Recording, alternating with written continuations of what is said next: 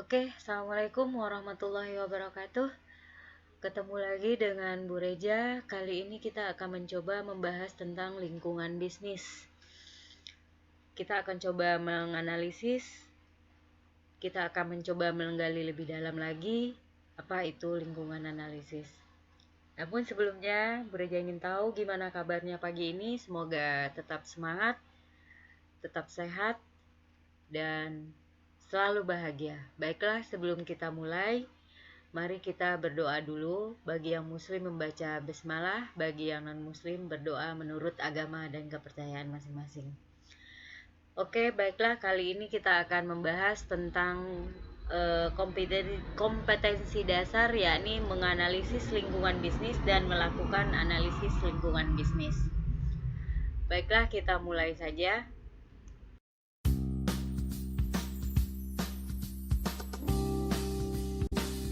Baiklah, sebelum kita melangkah ke materinya, ada baiknya Bu Reja jelaskan tujuan pembelajaran kita pada kali ini adalah setelah kamu mempelajari materi ini melalui diskusi, praktek, dan membaca serta mencari bahan bacaan lainnya, maka diharapkan kamu nanti mampu satu menganalisis lingkungan internal, yang kedua menganalisis lingkungan eksternal.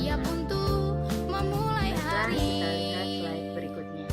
Siapkan diri, siapkan hati, karena hari ini ku mau jualan. Sering tidak mendengar kata-kata berjualan, mengejar target Sebelum kita untuk masa melangkah depan.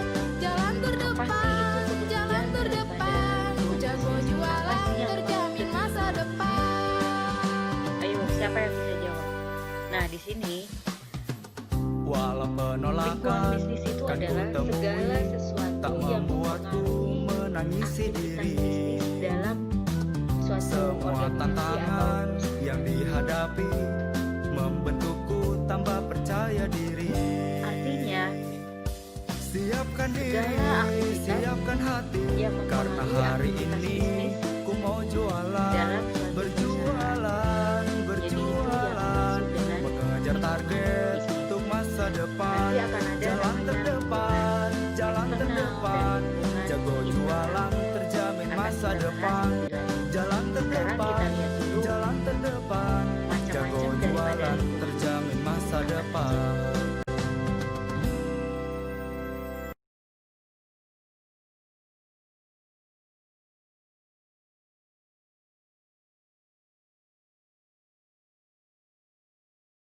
Nah, sekarang kita lihat macam-macam lingkungan yang mempengaruhi aktivitas bisnis. Ada lingkungan fisik negatif, dan lingkungan fisik positif. Lingkungan yang memberikan kemudahan atau lingkungan yang memberikan hambatan dalam pelaksanaan kegiatan perusahaan. Nah, yang kedua ada namanya lingkungan perekonomian. Lingkungan perekonomian dapat mempengaruhi aktivitas bisnis suatu perusahaan. Yang ketiga adalah lingkungan pemerintah. Artinya, dalam suatu bisnis, pemerintah sangat berperan dalam aktivitas perusahaan, misalnya dalam kebijakan pajak, perbaikan infrastruktur, dan segala macamnya. Dan yang keempat, ada lingkungan hukum. Lingkungan hukum merupakan latar belakang hukum dan peraturan yang berlaku. Nah, di sini mungkin tentang tarif, hukum anti dumping, lisensi, dan segala macamnya. Berikutnya ada yang namanya lingkungan internasional. Lingkungan internasional meliputi kegiatan dan masalah perekonomian dunia. Jadi, inilah 5 macam lingkungan yang mempengaruhi aktivitas bisnis atau aktivitas suatu perusahaan.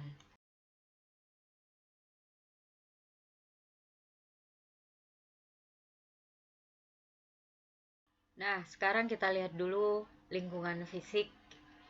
Di mana lingkungan fisik ini ada lingkungan fisik positif yang nanti akan meningkatkan aktivitas bisnis dalam suatu perusahaan.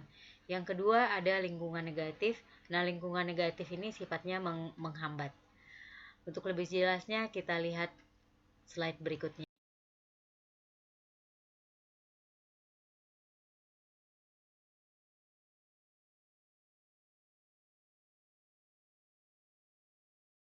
Baiklah, kita lihat lingkungan fisik yang bersifat positif.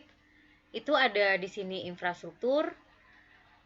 Infrastruktur ini adalah seperti gedung, jembatan, pelabuhan yang dapat memperlancar operasional suatu perusahaan. Maksudnya seperti itu.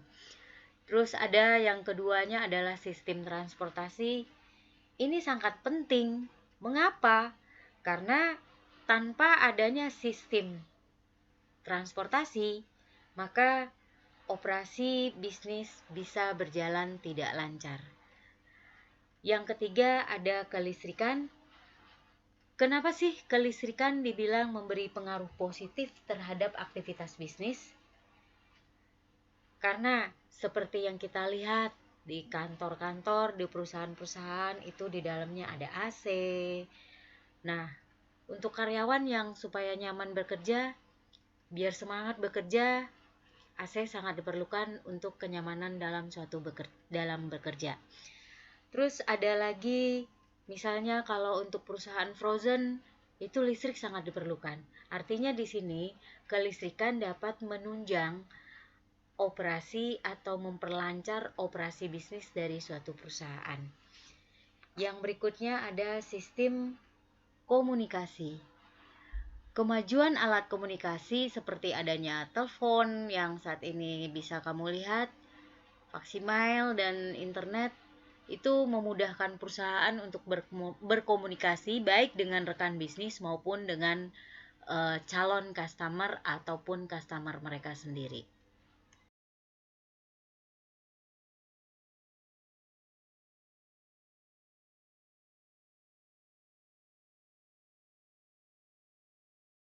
Oke, sekarang kita masuk ke lingkungan fisik negatif.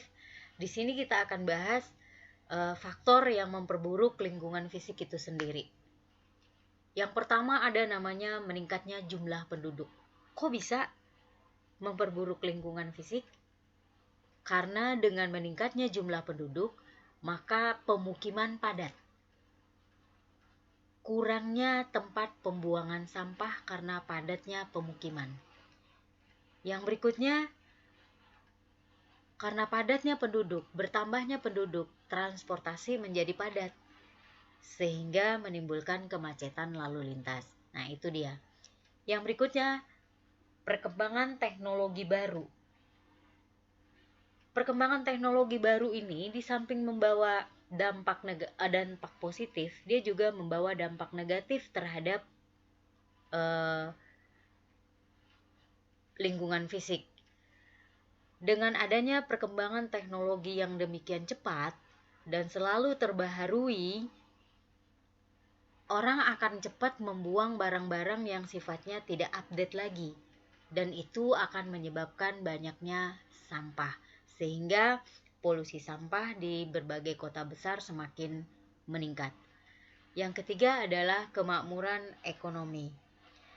Misalnya, meningkatnya penghasilan masyarakat, mereka cenderung untuk melakukan pembelian barang dalam jumlah yang banyak dengan masa pakai yang cepat, sehingga ini menimbulkan sampah. Jadi itulah faktor yang memperburuk lingkungan fisik, sehingga akan berpengaruh pada aktivitas bisnis suatu perusahaan.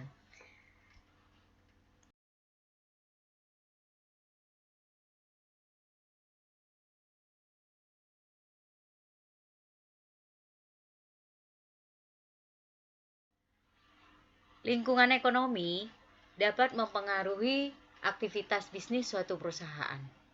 Di sini bisa kita lihat faktor-faktor ekonomi yang mempengaruhi aktivitas bisnis melalui pertumbuhan ekonomi, inflasi, dan tingkat suku bunga. Kita lihat satu-satu. Pertumbuhan ekonomi. Pertumbuhan ekonomi yang kuat berpengaruh pada peningkatan pendapatan perusahaan. Yang berikutnya ada yang namanya inflasi. Inflasi merupakan suatu proses meningkatnya harga-harga secara umum dan itu terjadi secara terus-menerus atau kontinu berkaitan dengan mekanisme pasar yang dapat disebabkan oleh berbagai faktor. Nah, yang ketiga adalah tingkat suku bunga. Tingkat suku bunga merupakan biaya atas pengadaan dana pinjaman. Nah, pergerakan tingkat suku bunga mempengaruhi biaya bunga serta berdampak pada nilai perusahaan. Perusahaan akan terus memonitor secara seksama tingkat suku bunga. Karena apa? Karena mereka menentukan jumlah pengeluaran yang harus ditanggung apabila meminjam uang ke bank.